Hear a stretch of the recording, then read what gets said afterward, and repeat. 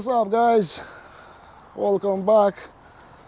I decided to do another video about polishing and stuff like that because I saw quite a lot of people enjoyed the last video, and I just looked over it. I was quite happy the level of detail I put into it and explanation, so I'll try to do it better now, although it's a different car, so it will be a different technique, right?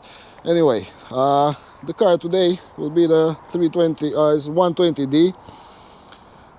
It's been in stock for about 2 weeks now, I think, or something, or more. It's been listed for 2 weeks, I think. We're starting to get inquiries on it, and overall the car looks nice. Yeah, really good, but I thought maybe it would be a good idea to give it a bit of a more touch-ups and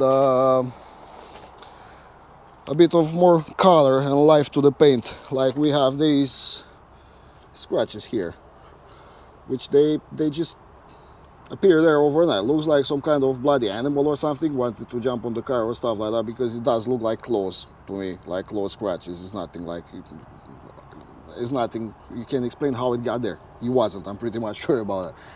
And the paint overall is not faded, but it could do better, you know. Yeah, obviously you have some defects. This one is being repaired here in the past, so you can see here it's fading. I was thinking just to sand it and just apply more lacquer, but I'll have to go all around the panel. I don't want to do that. This is the car I painted the bumper myself. I could say this was the first successful paint job I did here inside these. And it did came out really nice, really nice, I would say.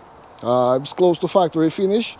There's no heavy orange peel and stuff like that, so this is the final product. I haven't sanded it anything, you know, so I'm really happy how it came out.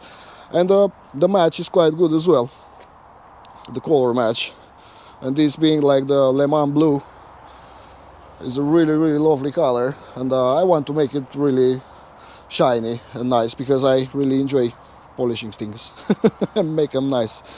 Anyway, let me get my tools, and I will show you what I'm using, what I'm doing, and we'll see from there what you can learn. Okay, so you know, from the last time I'm using this Kartek at the moment. As I said, it's really good compound, although I just discovered it's kind of have quite a lot of fillers inside, you know, so it might be lying to you on some paints.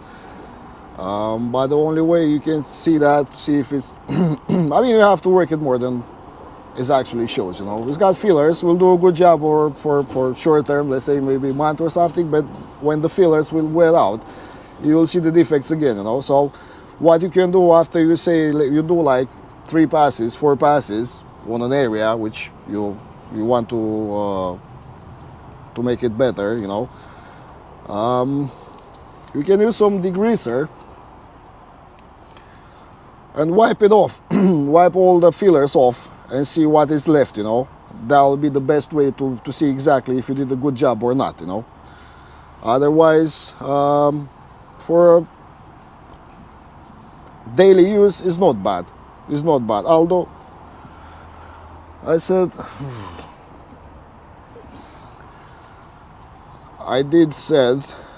it's really dusty, and I don't like that because it does make a lot of mess, you know. And the thing is, you are not supposed to wash the car after you polished it, so always you have to wait for a couple of hours for the fillers to settle in and everything, you know. And this is the downside of it, but as I said, it's not a bad product. You can use it and it's good money as well. You can buy them on like small bottles, like 250 mils or less than that, and we can test it. They do have a kit out there with pads and everything. I don't know, you can see it online. So today I'm using the foam pad because the paint is not that bad. I don't need to use a microfiber or a wool pad. This is the rupes. It's the DA coarse pad. As part of the new system they have, like the blue color rupes system. Does a really good job. The only part I don't like about it, it doesn't last. So you have to be quite careful how you're using it. Always keep it clean. Don't force it too much and stuff like that. It doesn't take abuse at all. doesn't take too much abuse at all. You know, you have to be like really, it's for these like in-depth detailer stuff, which is just doing things slowly. He's got patience, he's looking into detail and stuff. We don't have to do that. I mean, I don't have to do that. I'm just buying and selling cars, and I want them to make look decent, not perfect, you know, because no one is gonna pay me when I'm selling the car. No one is gonna pay me because I did a full paint detail on it, you know. Doesn't make sense. It needs to look decent, you know, not like bad scratches and stuff, so people will see those. They will try to negotiate. Some people, they just walk away because of that. It did happen before. Hello, spider. And yeah, anyway, the technique is kind of the same on these pods. Some people say to prime them before, some people don't. I just, to be honest, I tried both on the foam pads. I did try it. Make a test to see if there is a difference between priming it and not priming it. So I haven't seen anything yet. So okay, how I start. So the pod is clean now. It's been used before, but it's clean. I'll just shake the bottle well. I'll add 3 drops like this, and let's go 4. Will be easier, right? And I'll just start on the speed 4. I will start polishing.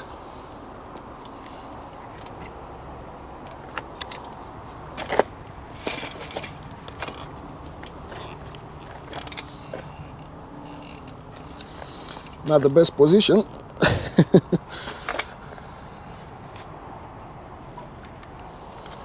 So this is the area we're focusing the most, those scratches. We want to take those scratches out from here. So I'll just go like this panel here, because I want to work the product well, you know. So I'll just stay on the smaller surface and just try to work out to see how many of these scratches I can take out. Speed number 4. We can start with speed number 4, and we can just go up to 5 if you feel it, that we need it. It depends how it cuts. So let's get going.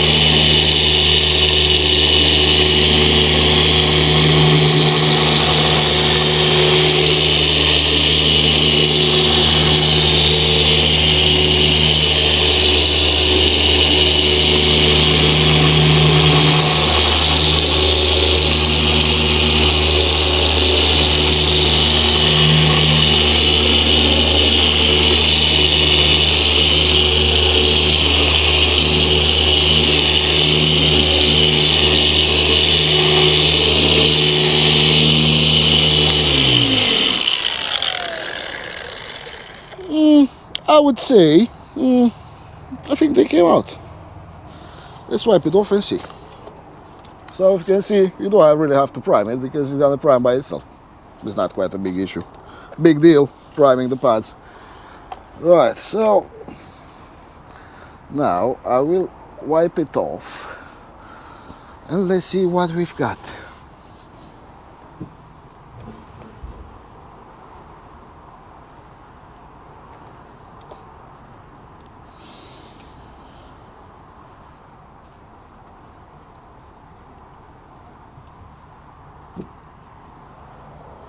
They disappeared, but they didn't.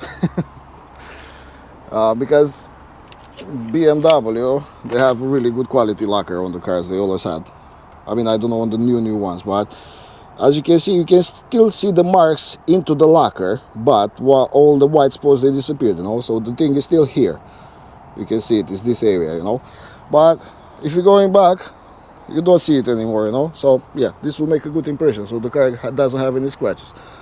And that's it. You don't have to go more than that. You don't have to do the whole door. I mean, you can do it if you want to, if you feel to, but in my opinion, doesn't really worth.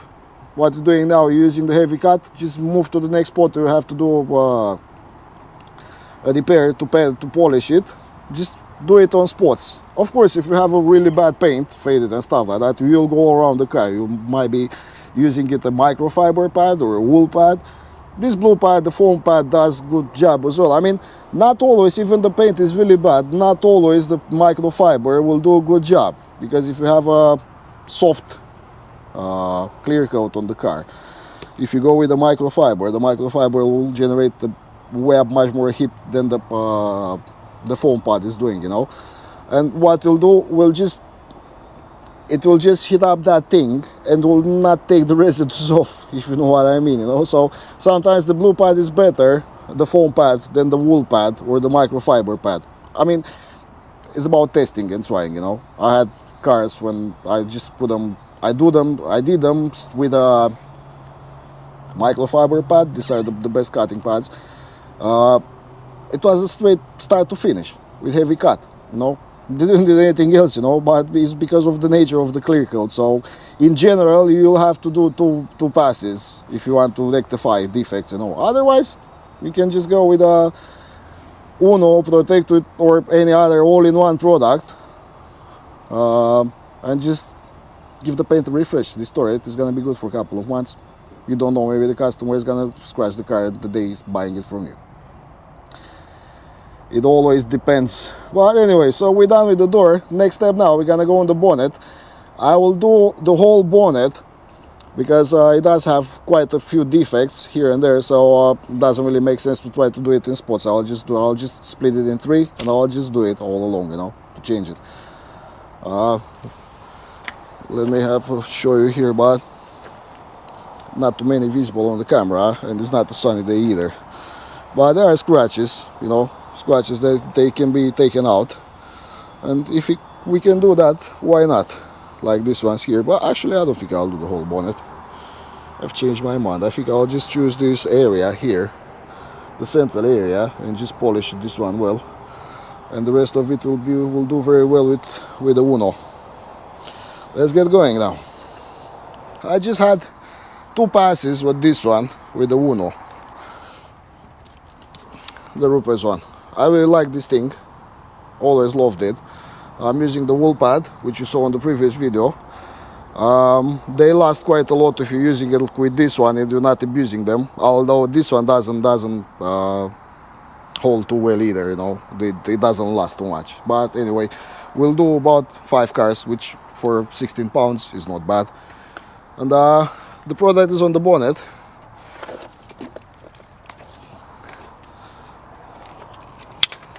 So with this one, as you can see, this side I just applied this area here, and this is the part which has been heavy cut, polished. This is, you can see the difference here. You can see where the this part is not untouched. So this we'll have a way to make a comparison between them to see which one gives more gloss and a better finish. I put my money on Uno. I will leave it to stay on the panel for about 10-15 minutes. Normally it's about 20 minutes, but as I said, for the sake of science, I will just wipe it a bit quicker because I have to get going with the car as well, you know. I can't wait. And we'll see what will be the result. Okay, so about 15 minutes passed, and what we have to do now, we have to wipe the Uno off. This is the finishing product, you know. You can see it here. So this is where the product is. We're gonna wipe it off and see what we have, what will be the result. Always try to wipe it off in one way. Just take it like that.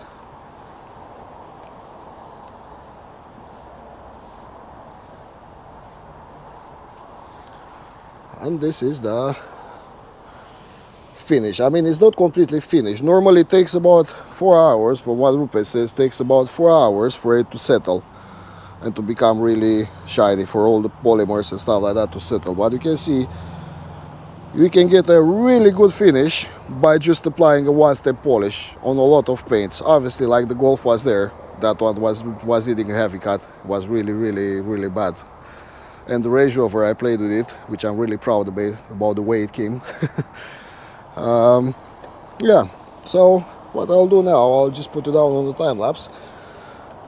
I will just cover all the car in Uno. We're gonna wipe it off and we will see the final result. See you guys in a bit.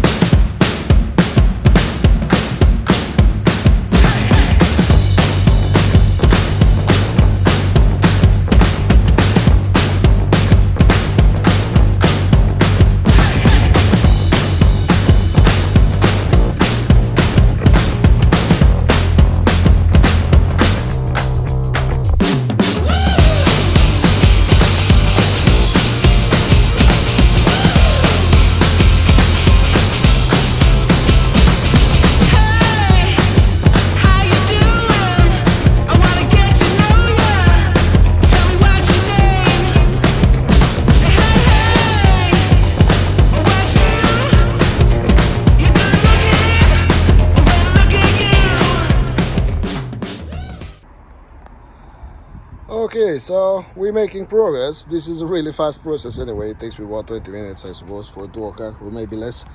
And we still have this door left and the fender there. The bonnet has been already done on that side anyway. One thing, this don't really care about the quantity of logo on. What I usually do, I just top it up like that once and just go for a whole panel or maybe more. Like you can go. Like I topped it up before this on the other side of the boot, so I just came all the way to the boot, did all the door and the top as well, the roof as well. So that will be quite enough. You don't have to top it up like each time. You don't have to work in small panels and stuff. Just speed forward and get going. 2 passes is enough. Sometimes maybe 1.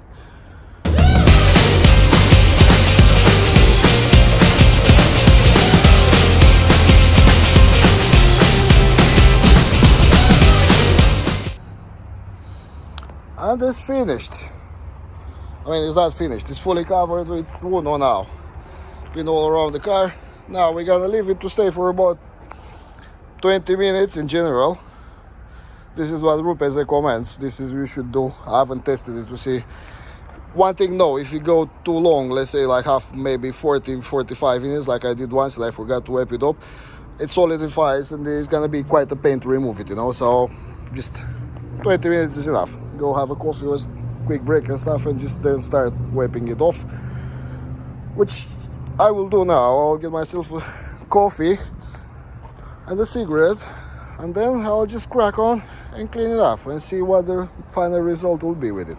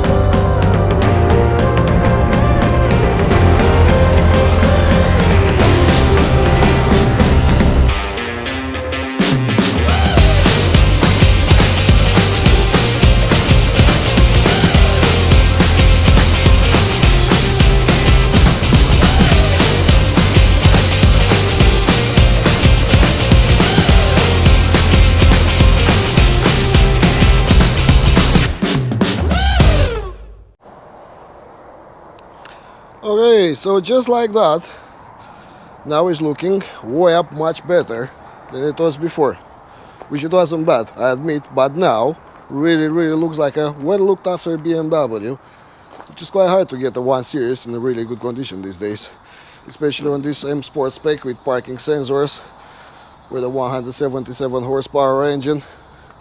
Nice car, really nice clean interior. We spent quite a few time on doing the interior on this car, so it's mint. There are no rips and stuff like that. I think it's a 2-owner car as well, so yeah, 2 long-term owners makes the car to look really well and looked after in time. But yeah, so this is it. So as you can see, it took me under 2 hours to do all of this, so don't overthink it. It's simple. Take your time, choose your favorite products and do it. Easy as that. So till next time, let's hope maybe the beemer will be sold tomorrow because it's Saturday and I was expecting some customers over. That's some people walking around having a look, so they say they might be interested. So anyway, till then, till the next video, I hope, as I said, it might be sold by the next video. Fingers crossed. And yeah, I'll see what new content I'll be able to get on because I'm done, officially finished all the cars. We just need the customers in now. So anyway, till next time, hit that subscribe button, hit it, and see you guys next time. Take care.